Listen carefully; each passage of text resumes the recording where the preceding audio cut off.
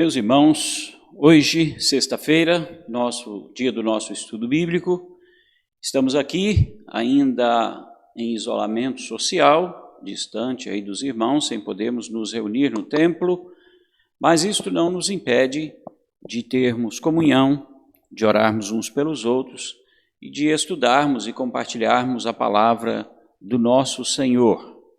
Pedimos aos irmãos que estejam orando. Orem pela igreja dispersa, orem pelos crentes mais frágeis, os neófitos, para que eles não venham a desanimar da fé, para que não venham cair nas mãos ou nas armadilhas do inimigo.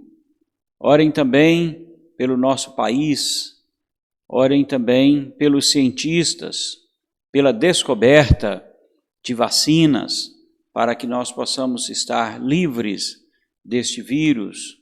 Ore também pela autoridade ou pelas autoridades do nosso país. Enfim, orem em favor da igreja, em favor da nação, em favor da humanidade. Lembre especialmente de orar também pelos missionários. Com certeza, nesta época, eles estão passando ainda por mais dificuldades do que já passam normalmente. Hoje vamos estudar sobre o breve catecismo de Westminster. Nós temos usado as letras BCW, breve catecismo de Westminster. Hoje nós vamos estudar sobre a providência de Deus, a criação e a providência. E este texto, ou este assunto, está nas perguntas 8 a 11 do nosso breve catecismo. Quem tem o breve catecismo, quem baixou aí o aplicativo, ou quem o tem em páginas, pode consultar aí o seu breve catecismo nas perguntas 8 a 11. Nós vamos ler o texto de Apocalipse, capítulo 4. Apocalipse, capítulo 4. Nós vamos ler esse texto no versículo 11, que diz assim: Tu és digno, Senhor e Deus nosso, de receber a glória, a honra e o poder, porque todas as coisas tu criaste, sim, por causa da tua vontade, vieram a existir e foram criadas. O Apocalipse é uma revelação. Este capítulo mostra a visão que o apóstolo João teve do trono de Deus e das coisas que acontecem diante do trono, e ali diante do trono, o apóstolo João viu todas as criaturas de Deus glorificando o seu nome, e um dos motivos por que elas glorificam o nome de Deus é porque Ele é Criador. Sim, porque todas as coisas tu criaste, sim, por causa da tua vontade, vieram a existir e foram criadas. Bom, a criação e a providência de Deus são os meios pelos quais Deus executa todos os seus decretos. Então, Deus executa os seus decretos por meio da criação e da providência. Nós vamos ler a respeito da criação de Deus e da sua obra criadora em toda a Bíblia. Toda a Bíblia fala de Deus como Criador, e toda a Bíblia exalta a Deus como o autor, como o Criador e o sustentador de todas as coisas. Então, o que aprendemos nesta doutrina da providência de Deus e da sua criação é que Deus, como Criador, fez todas as coisas do nada, em 6 dias, e tudo Ele fez muito bom. Esta expressão que Deus criou do nada, ela tem um significado muito importante na doutrina da criação, na teologia da criação. Porque o único ser pré-existente é o próprio Deus. Em Gênesis capítulo 1, do versículo 1 até o versículo 31, nós lemos a respeito de como Deus criou todas as coisas. No versículo 1 nós lemos: no princípio criou Deus todas as coisas. ou no princípio criou Deus os céus e a terra. O versículo 2 diz que a terra estava sem forma e vazia. Então, o primeiro ato criador de Deus foi um ato em que ele estabeleceu a existência da matéria. E a partir deste ato, então, Deus começa a criar de maneira organizada todas as suas obras.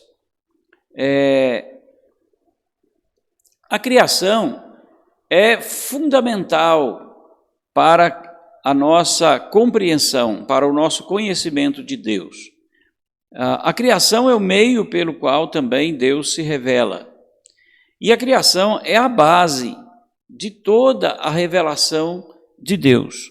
Se você não crê na criação ou em Deus como Criador, você também não crerá ou não o compreenderá nas Escrituras, pois a Bíblia se ocupa em apresentar a Deus como o Deus Criador e sustentador de todas as coisas. Portanto, quem não crê na obra da criação, dificilmente vai também conhecer a Deus, ou é impossível conhecer a Deus, uma vez que Deus se revela como o Deus Criador. Negar, então, a criação é negar a sua existência soberana. Em Hebreus capítulo 11, versículo 3, nós lemos que nós podemos compreender a respeito de Deus como Criador pela fé. Não, tudo que nós aprendemos a respeito de Deus, aprendemos pela fé. Tudo que conhecemos acerca de Deus, conhecemos pela fé. Em Hebreus capítulo 11, versículo 3, nós lemos o seguinte, deixa-me abrir aqui, Hebreus capítulo 11, versículo 3, nós lemos assim: pela fé entendemos que foi o universo criado ou formado pela palavra de Deus, de maneira que o visível veio a existir das coisas que não aparecem. Deus, no seu poder, na sua soberania, criou todas as coisas a partir do nada. E nós compreendemos isto pela fé. É a graça de Deus que nos abre os olhos para compreender a Ele e a sua providência, que nos dá compreensão a respeito do seu ser e da sua criação soberana. Tudo que nós conhecemos acerca de Deus, tudo que nós experimentamos na pessoa de Deus, nós o experimentamos pela fé somente. Então, Hebreus está dizendo que também crer na criação é um ato de fé.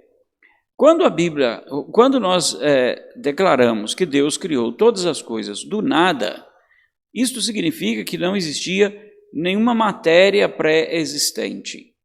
O único ser pré-existente, ou seja, que existe por si mesmo, é o próprio Deus. Se Deus é o único ser pré-existente, isso significa que não havia nenhuma matéria, nada que ele pudesse usar para, a partir daquilo ali, desenvolver alguma obra criadora. O átomo é uma matéria invisível. Quando Hebreus fala que Deus fez surgir do invisível as coisas visíveis, ela não está querendo dizer que Deus usou alguma coisa que nós não podemos ver, mas que já estava lá. Não. Colossenses capítulo 1, versículo 16, nos ajuda a entender isto melhor. Está escrito assim: pois nele foram criadas todas as coisas, nos céus e sobre a terra, as visíveis e as invisíveis, sejam tronos, sejam soberanias, quer principados, quer potestades, tudo foi criado por meio dele e para ele. Então, o que está dizendo aqui é que as coisas invisíveis também foram criadas por Deus. Então, isto significa que o átomo também foi criado por Deus. o macro e o microcosmos, os seres visíveis e os seres invisíveis, os seres materiais e os seres espirituais. Tudo foi criado por Deus. Então, isso significa que nada havia pré-existente, nenhuma matéria pré-existente. Os seres humanos podem criar muitas coisas, mas os seres humanos sempre criam alguma coisa a partir de alguma matéria já existente. Por exemplo, eu estou aqui diante de um computador, eu estou usando um computador, eu estou usando uma câmera de celular, de smartphone. Este computador e este smartphone, ele tem outros acessórios, ele tem também equipamentos eletrônicos, são chamados de software. Então, todas essas coisas foram criadas pelo ser humano, mas elas foram criadas a partir de alguma matéria já existente. O ser humano pegou a matéria já existente, né, tecnologia, minerais e material químico, e ele então manipulou estes materiais e criou estes aparelhos fantásticos que nós usamos. Mas quando diz que Deus criou todas as coisas, é diferente, porque Deus não usou nenhuma matéria pré-existente, porque não existia nenhuma matéria pré-existente. Então Deus criou do nada todas as coisas. É isto que nós aprendemos aí no nosso catecismo. Bom, Gênesis capítulo 1, do versículo 1 até o versículo 31, ele estabelece uma ordem da criação.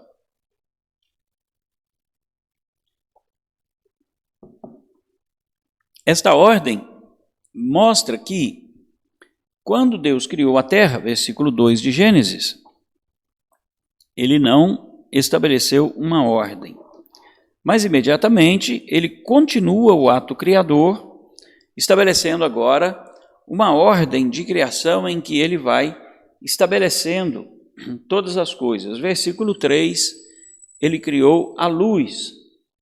É interessante que esta luz, ela vai estar separada de dos grandes astros luminários que vão aparecer lá na frente. No primeiro dia, ele criou a luz. No segundo dia, ele criou o firmamento, versículo 6. Depois do firmamento, Deus criou a terra seca. Ele separou, versículo 9, ele separou a terra seca. No quarto dia, Deus criou o sol e a lua. Então, versículo 14, os grandes luzeiros, o sol e a lua, foram criados no quarto dia, embora a luz tenha sido criada no primeiro dia. No quinto dia, Deus criou os peixes e as aves, versículo 20. E no sexto dia, Deus criou os animais terrestres e também ele criou o ser humano, versículos 24 até o versículo 28. Ele criou os animais terrestres e os seres humanos. No sétimo dia, Deus criou o descanso. Sim, Deus estabeleceu o descanso como o final da sua criação e estabeleceu este dia para ser o dia em que ele deveria ser lembrado como Criador. Nós devemos ter em mente esta sequência da criação e nós devemos ter em mente também que o descanso também faz parte da obra criadora de Deus, por meio da qual Deus estabeleceu este dia para que ele seja reconhecido como Criador e também como o sustentador de toda a sua criação.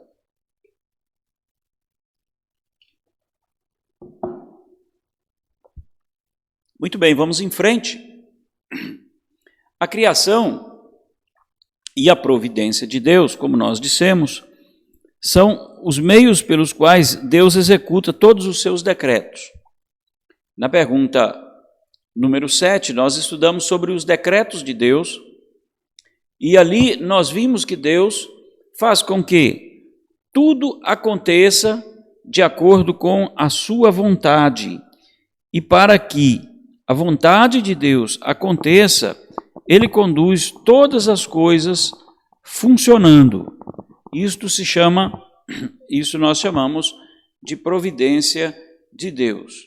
Então, vamos ver o que é, de fato, a providência de Deus. Vamos ver o que a Bíblia nos diz sobre a providência divina. Vamos ler Isaías, profeta Isaías, capítulo 46, versículo 10.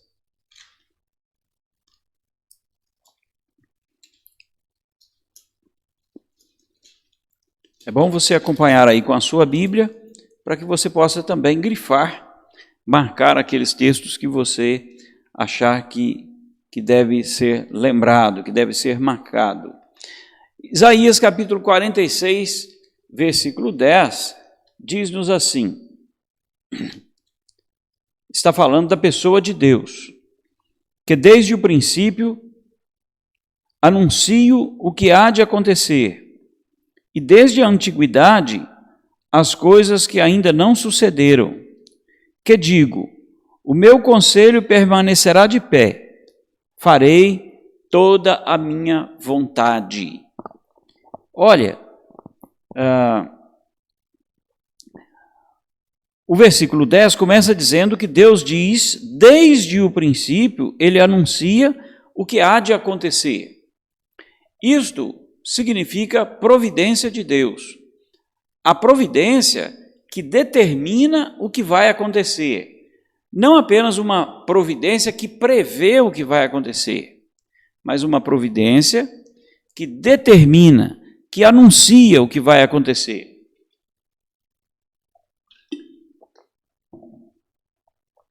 As coisas acontecem conforme a vontade de Deus, não porque Deus pode prever, não porque Deus pode antever somente. É claro que Ele também tem este poder de antever todas as coisas, mas porque Ele faz com que as coisas aconteçam. Ele é quem as determina, Ele é quem conduz. Final do versículo 10 de Isaías 46 diz assim, que digo, o meu conselho permanecerá de pé, farei toda a minha vontade. Percebem? Deus está dizendo que fará toda a sua vontade se cumprir. Também no Evangelho de Marcos, capítulo 13, versículo 31. Marcos, capítulo 13, versículo 31. Jesus Cristo vai dizer o seguinte, passará o céu e a terra, porém as minhas palavras não passarão. Então, aquilo que Deus decretou é exatamente o que vai acontecer. As coisas podem tumultuar, o mundo pode se rebelar, mas a palavra de Deus vai se cumprir, é assim que Ele está nos ensinando. E por que isto vai acontecer? Porque o Deus que criou é o Deus que faz com que as coisas aconteçam e concorram para cumprir a sua vontade. Então, Deus governa e preserva todas as suas criaturas e todas as ações delas. É muito importante a gente entender que as ações das criaturas de Deus não são ações que são isoladas dele, ou do seu conhecimento, ou da sua vontade, ou que podem fugir aos seus propósitos. Não, todas as suas criaturas agem conforme a vontade dele, para que a sua vontade se cumpra. Deus faz isto com a perfeição dos seus atributos. Vejam bem, Deus é soberano. então ele tem controle sobre tudo. Deus é onisciente, então ele conhece todas as coisas. Deus é santo, então tudo o que ele vai fazer com que aconteça, todos os seus decretos são santos. Deus é perfeito, então todos os seus decretos são perfeitos. Então, Deus faz com que a perfeição dos seus atributos conduza os atos de todas as coisas, de toda a sua criação, para que a sua vontade se cumpra. A providência inclui três coisas: previsão, cuidado e provisão. Pela previsão, Deus sabe tudo o que vai acontecer. E pela previsão, Deus sabe cada ato que ele deve administrar para que a sua vontade se cumpra. Isso significa que a desobediência, a rebeldia, estas coisas não escapam ao conhecimento de Deus. Ele prevê isto, ele sabe que isto vai acontecer. Contudo, a sua vontade não será frustrada apesar disto. O seu cuidado é no sentido de que ele administra todas as coisas para que nada escape da sua vontade.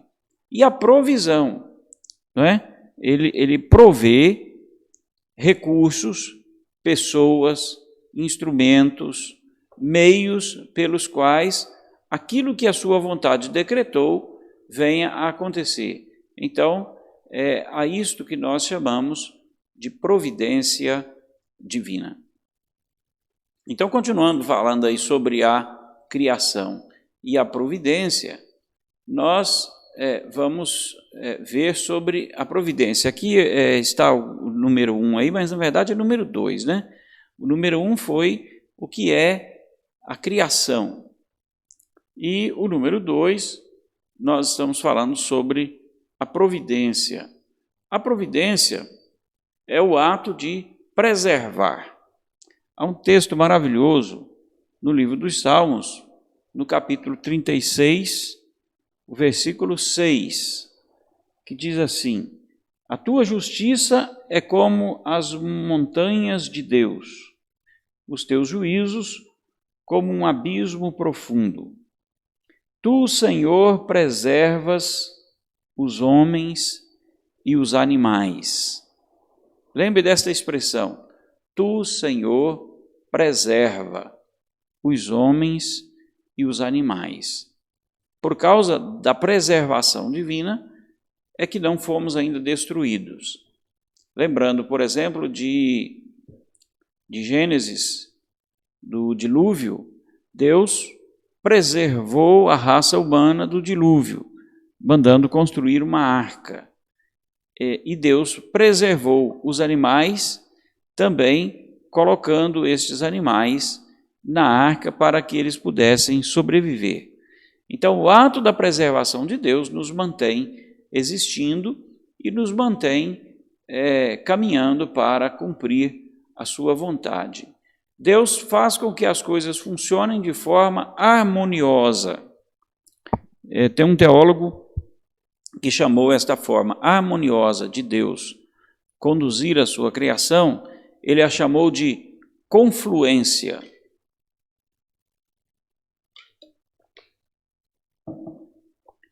O que vem a ser a confluência? A confluência é a harmonia com que a criatura e o Criador trabalham para que as coisas concorram para o cumprimento da vontade do Criador. Então, por exemplo, Deus estabeleceu a natureza. Deus colocou uma ordem na natureza. Então, como Criador, ele planejou a natureza para que ela contribua com a sua providência. Assim, a natureza trabalha em harmonia com o Criador para que a vontade do Criador se cumpra. E o Criador trabalha em harmonia com a natureza, usando-a como instrumento da sua providência. É isto que ele chama de confluência, ou seja, as obras criadas trabalham em harmonia com o Criador, cooperando na sua preservação. Esta forma cíclica com que as coisas da natureza funcionam e fazem com que ela continue existindo. Uma outra forma de Deus exercer a sua providência é através do governo ou do seu governo. Salmo 67, versículo 4, nós lemos assim: alegrem-se e exultem as gentes, pois julgas os povos com equidade e guias na terra as nações. Vejam bem, pois julgas os povos com equidade e guias na terra as nações. A forma como Deus governa todas as coisas faz com que as coisas sejam como tem que ser. Fazem com que as coisas vão onde tem que ir. E também fazem com que tudo faça o que tem que ser feito. Então, que seja o que tem que ser, que vá onde tem que ir, que faça o que tem que fazer. Deus encaminha todas as coisas em confluência com a sua criação, para que tudo concorra para o cumprimento da sua vontade estabelecida, para o cumprimento dos seus decretos. É interessante que, nesta forma de Deus governar todas as coisas, isto independe de estes seres criados serem ou não serem obedientes à sua vontade. Vejam bem, o Salmo 19 fala que o firmamento anuncia as obras de Deus. E ele diz que o sol cumpre o seu percurso, fazendo o ciclo que Deus estabeleceu que ele faça. Isto é confluência. Enquanto o sol faz o que Deus determinou que ele faça, ele trabalha sob o governo de Deus para preservar a criação de Deus. Mas Deus faz isso também com as nações ímpias. Lendo o livro do profeta Isaías, por exemplo, nós vamos ver que Deus usou nações que não conheciam a Deus para cumprir o propósito de Deus. A Assíria. O profeta Isaías diz que a Assíria foi um chicote nas mãos de Deus para disciplinar Israel, a Babilônia. Nós lemos no profeta Isaías Deus chamando o rei Ciro, que é o rei persa, de meu servo, o meu servo Ciro.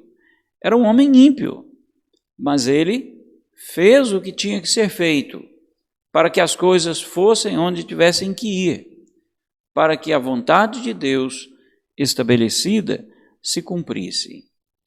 É assim também que todas as coisas cooperam para que a providência de Deus seja cumprida. Uma outra coisa que nós vamos ver é sobre a criação e a providência de Deus, é que Deus tem todo o controle sobre as ações de suas criaturas. Assim como o rei Ciro foi chamado de servo de Deus e cumpriu a vontade de Deus, mesmo ele não conhecendo a Deus, assim como a nação da Síria foi usada como instrumento de Deus, mesmo sendo uma nação ímpia.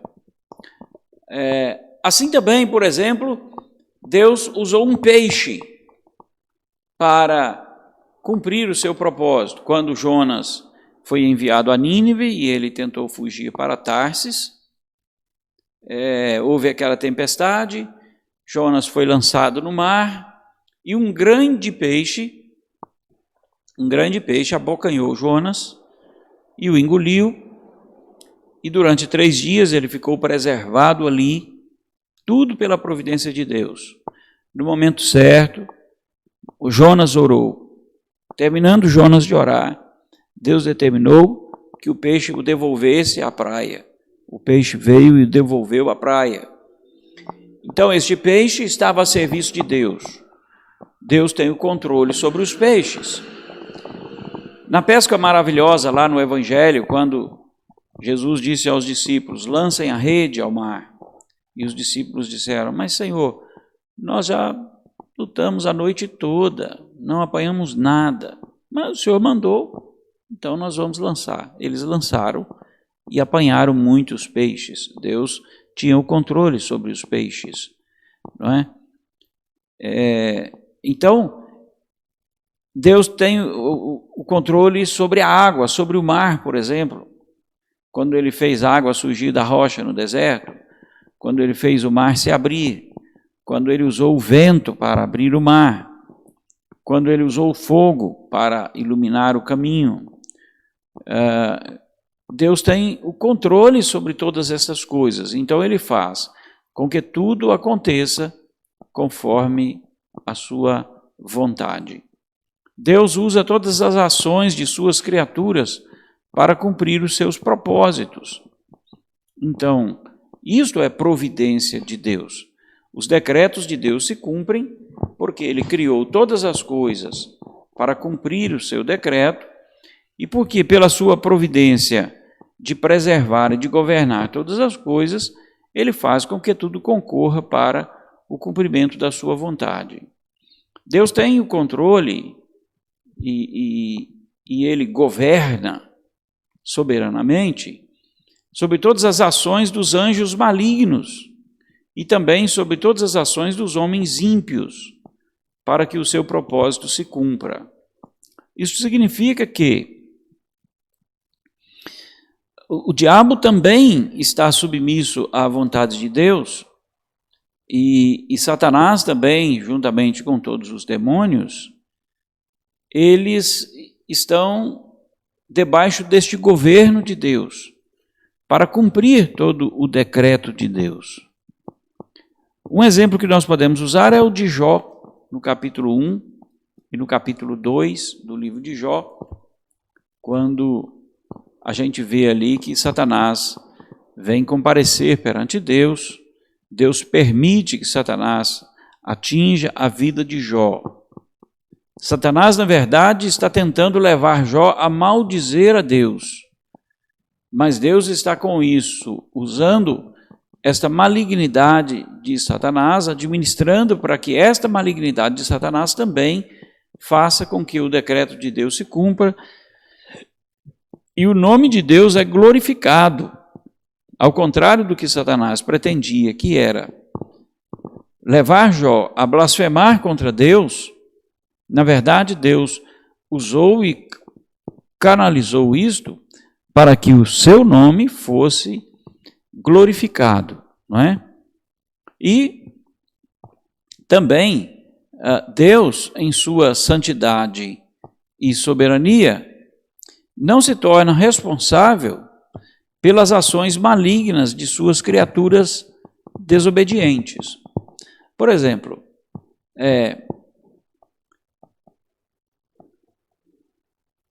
Satanás pediu permissão para pôr Jó à prova. Deus permitiu.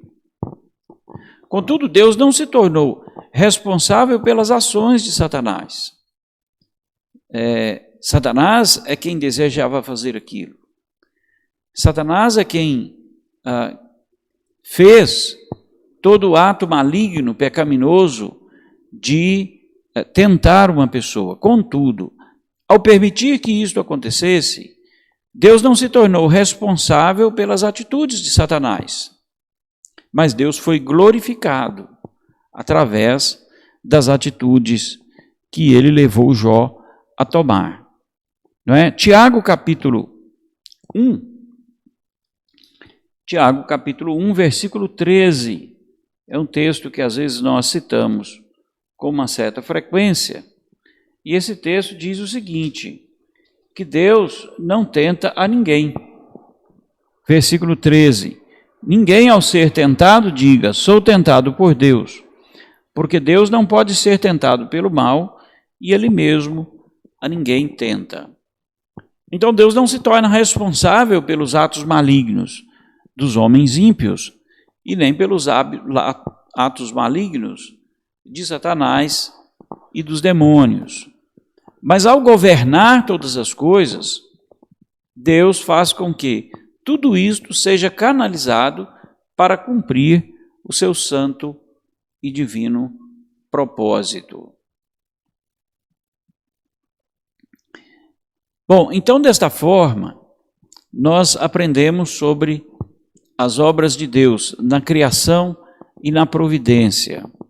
E desta forma nós aprendemos que Deus, na sua soberana vontade, na sua forma muito santa, sábia e poderosa de governar todas as coisas, cumpre todos os seus decretos, faz com que toda a sua vontade permaneça e que tudo aquilo que ele planejou seja estabelecido. Nós lemos no livro de Atos dos Apóstolos, capítulo 3, que Deus havia planejado que o seu Filho morresse na cruz para a nossa redenção. Mas quem foi que levou Jesus Cristo à cruz? Aqueles que o traíram e aqueles que o negaram foram os que o levaram à cruz. Judas foi quem o traiu. A nação de Israel foi quem o rejeitou. O Império Romano, representado em Pilatos, foi quem o condenou à morte. Mas diz-nos o livro de Atos dos Apóstolos que todas estas coisas aconteceram pela presciência de Deus, ou pelo decreto eterno de Deus. Apesar daquelas pessoas terem agido malignamente em rebeldia contra Deus, isto não fugiu aos propósitos de Deus, pelo contrário, isto contribuiu para que o propósito de Deus se cumprisse, o Filho dele morresse por nós e os nossos pecados fossem remidos na cruz. Percebem então como que a providência de Deus é a forma pela qual Deus não só decretou todas as coisas, mas Ele também criou todas as coisas e Ele governa todas as coisas de tal forma que tudo concorre para o cumprimento da sua vontade. E o que isso deve proporcionar em nós como servos de Deus? Eu quero voltar a Apocalipse capítulo 4. Apocalipse capítulo 4, versículo 11. Leia comigo aí, por favor. Tu és digno, Senhor e Deus nosso, de receber a glória, a honra e o poder, porque todas as coisas tu criaste. Sim, por causa da tua vontade, vieram a existir e foram criadas. Louvado seja o nome do Senhor.